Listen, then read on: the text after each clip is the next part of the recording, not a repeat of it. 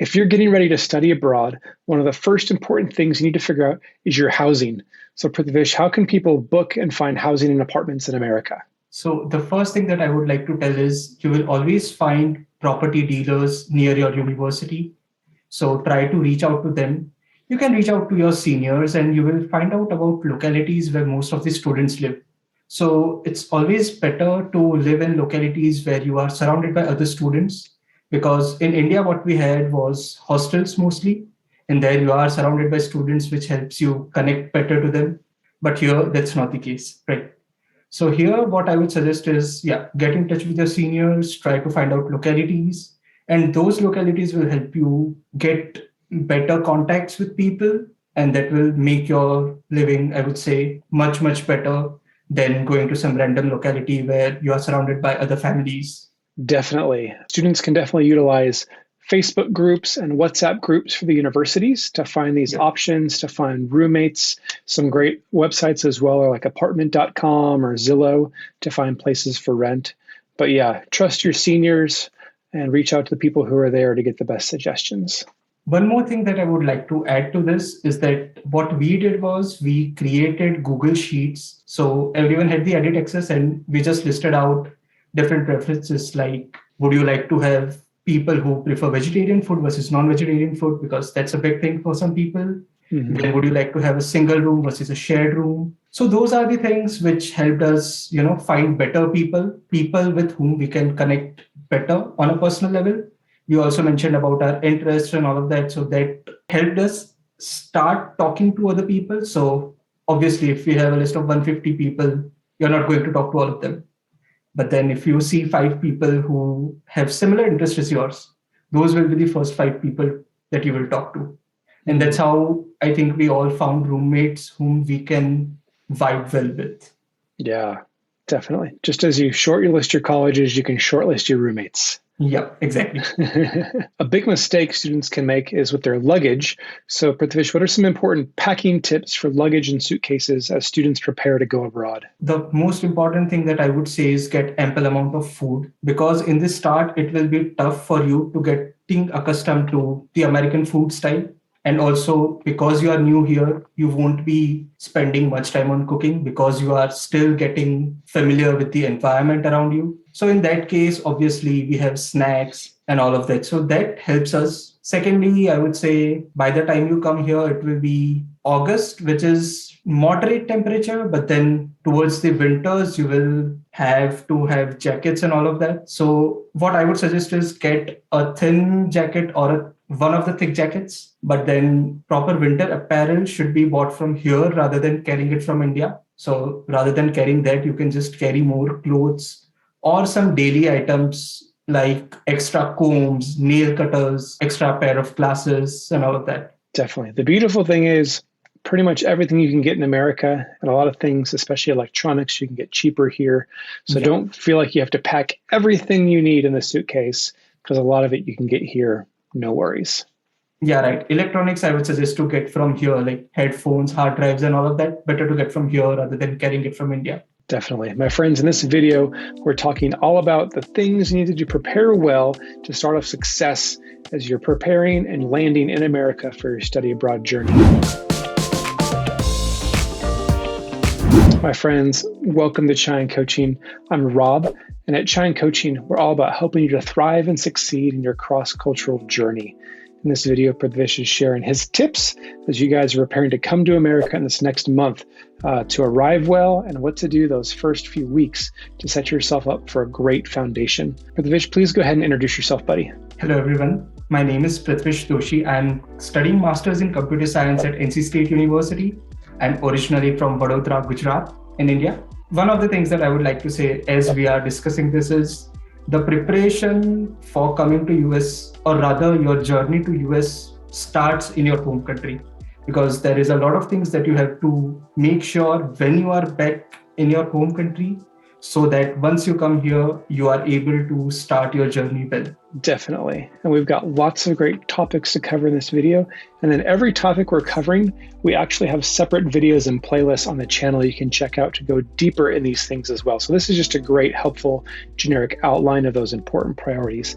And the next one is ForEx and SIM cards. So what do incoming students need to know about those, Prithvish? So Forex cards will be important for your first few weeks here because you won't have a bank account or credit cards right away. So I would suggest that better get a Forex card which has $500 or rather $1,000 limit, because in this start there will be setup costs which will be a bigger amount than your regular living costs. So it's better to have that. And for SIM cards, I would suggest, again, when in India, you can just get a SIM card which has roaming facility. So better to have that. And once you are here, try to talk to your friends or seniors who already have SSN. With those, you can get added to family plans, which are cheaper than going out and buying a SIM card yourself. So yeah, I would suggest better to find people who have SSN and get added to their family plans. Yeah, it's really important to have access to money when you get here, to get that SIM card, which you can do on the first day, and also setting up those bank accounts. It's a lot easier to get SIM cards and bank accounts in America, and you can easily get those things done on the first day. And that really then opens up the door for you to get into your apartment and set that up. So what do people need to know about setting up their apartment, and how might that be different in America? The apartments that most of the students will be getting will be kind of empty boxes with electrical appliances in the kitchen. So that's generally you don't have furniture or all of that set up for you in most of the cases. There are some apartments available with furniture, but it's very less number. Once you are here, try to look out for Facebook Marketplace where you can get cheap furniture. Then there are stores supported by the university. So here at NC State, we have a surplus store where we get cheap furniture. So it's good furniture, but cheap because it's for students. So yeah, try to get there and get good stuff in this start, rather than, buying completely new tables, chairs. It's okay if you can, if you just go there and get slightly older stuff. Yeah. There's lots of services around the universities or cheaper thrift stores where you can get free or secondhand furniture. A lot of the big things are great to buy online. That way they're delivered. And you don't have to worry about transporting them from the store if you don't have a vehicle as a student. And then also places just like Walmart and the dollar stores like Dollar Tree, Dollar General are great for just getting a lot of those basic things for the kitchen, storage, all those little things you need just to kind of fill up your home and get things organized. Yeah. One more thing that I would like to add here is always go for a new mattress rather than a used one. So apart from all the other furniture, mattress is something which you should always prefer a new one, because buying old one can lead to issues where the mattress has bed bugs or that mattress is not very comfortable for you. So try to get a new one there. It will be costly when you're coming from India. Yeah, you will feel spending $150 on a mattress. It sounds a bit too much. But that is one of the important things, to get new one rather than an old one. Yeah, a new mattress is worth the investment. Do not get furniture that's sitting on the side of the road or by a dumpster. It's not going to be clean. It might have bugs. And you want a decent mattress because you want to have good sleep so that you can perform well and have energy with your studies and jobs. So I totally agree. Spend a little bit extra money on the mattress if you need to save somewhere else. So my friends, if you are learning a lot, give a big like and thumbs up to say Prithvish giving this overview of how to prepare your study abroad journey well. So like that button to like this video. And then also our chai question for you guys is, what other tips would you guys have for new students? Let us know in the comments any other advice or tips that you would give to new students to help them start their journey off well. And now the next important topic, Prithvish, we want to talk about is selecting courses. If you haven't done that before coming, that's one of the first things you're going to do in America. So what do people need to know about how to select the right courses? So here there are quite some tips that I would like to share, and some of them are very specific to NCSU, but mostly I will start with, first thing is flexibility. Be flexible in your courses. You might not always get the courses that you want. You might not get all of those courses. So try to get at least 2 courses out of 3 which are of your interest or which is something that you would definitely like to explore. And one of the courses can be a so-so course where you are not, you're not that much interested, but that is something that you will have to take because you are not getting a course of your choice. Again, check about the course load, because even though every course is 3 credits, there are some courses which are very easy, which don't have much assignments, exams, and all of that. Versus there will be some courses which are tougher and require more time. Don't make the mistake of selecting 3 very easy courses or 3 very tough courses. Go with 1 tough and 2 medium, or 2 tough and 1 lighter course. That will help you manage your academics better and maintain your pointers as well. Yeah, I know there's that big question of, do I get the easy course and the easy GPA and grades, or do I go for the tougher course where it's challenging and I might risk, a lower grade? And I would say if you have that option, go for the tougher. GPA is less important in America than other places, and you're actually going to get value in those tougher courses and learn the things that are going to help you do your job well and be more marketable in your job search. So maybe risk the GPA a little bit to actually learn the important things. That's my opinion. Yeah, so I would totally agree with you that, don't focus only on GPA and take all the easy courses. Obviously, the tough courses will push you to your limits and you will learn better in them.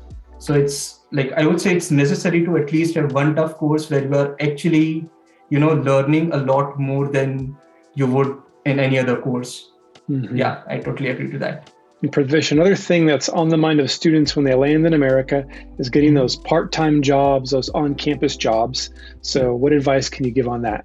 So for that, I will say you can always check out university websites and you will find the jobs which are available for students. One of the things which I've heard that some people try to go into stores or restaurants which are outside of the university and try to work there. I won't suggest that. Never do that. Those are called off-campus jobs. Yeah, never do off-campus jobs. Just stay with on-campus jobs. They might pay a little bit less, or you might not get the exact hours, but it's better than doing off-campus job illegally. Also, most of the universities have a lot of on-campus jobs available, be it in dining halls, coffee shops, libraries, gym. IT assistants is one of the jobs that you have. So all of these jobs will, help you maintain your finances well and also help you interact with more and more people. That's one of the ways you get to know other people. And just like in America, the best way to get internships and full-time jobs is networking. The same is true with on-campus jobs. It's really difficult if you apply online, but if you know people who are working in those positions, most students will get jobs through referrals. So from the very day one, you have to build friendships, meet people, and that's how you're going to get on-campus jobs. Some special resources I want to make sure you new students know about are Juno and Wise. Juno is a loan company that provides special financing for study abroad, and they also do loan refinancing to help you guys get better interest rates and offer medical insurance for students, sometimes at better rates than the university can offer. So check out Juno for better loans or health insurance rates. And then also, I love Wise. Wise is what I use for international money transferring and wiring. You get the best rates, it's fast, it's secure. And if you guys sign up through Wise with my link, you get a free wire transfer up to $600. We're hooking you up with that. Great way to send money to pay tuitions or send money back home to wherever your home country is. So check out Wise, check out Juno, help you guys really get those great resources. And Prithvish, thanks so much, buddy. This was super helpful. I learned a lot. And if students follow this, they're definitely going to find success. Thank you so much for giving me this opportunity to help incoming students. I really liked it. My pleasure, man. Thank you. And again, friends, we've got several other videos and playlists related to these topics. Be sure to check those out. We'll have them linked in the video. Be sure to connect us online on social media like LinkedIn, Instagram. Don't miss out on the Chine Coaching e-newsletter as well for great tips and resources. And we just love you guys being part of the Chine Coaching community. Thanks so much for tuning in, and we'll see you next time. Cheers.